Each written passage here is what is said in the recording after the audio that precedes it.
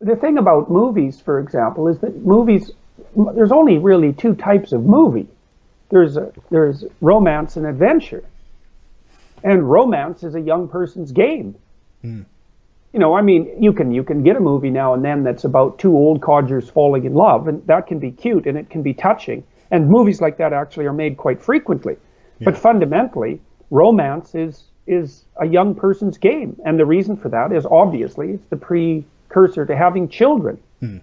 Now, that's the other thing that seems to be missing from the conversation so often on the left. It's like the purpose of romance isn't lifetime happiness.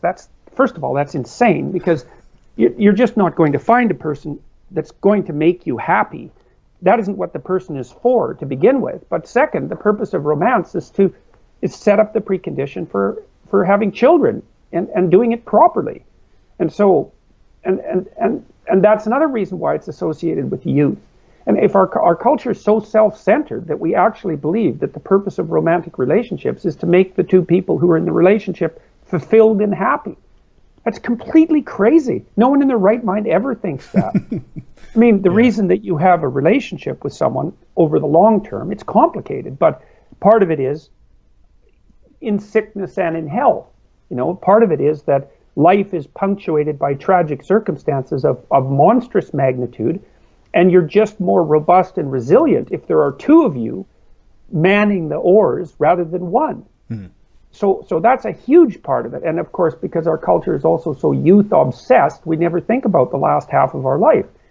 A huge part of the utility in having a partner is companionship, and also the maintenance of sanity. I mean, you need someone around so that every time you manifest one of your uncontrollable weaknesses, they slap you on the side of the head and tell you to behave.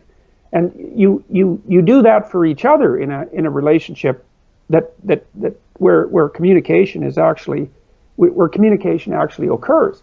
And because of that, the two of you are much less likely to walk into a pit.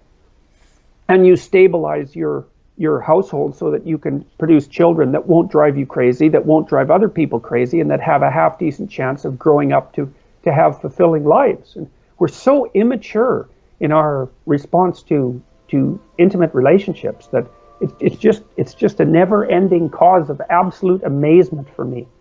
It's like we're stuck in the daydream of a naive 13-year-old girl. It's something like that.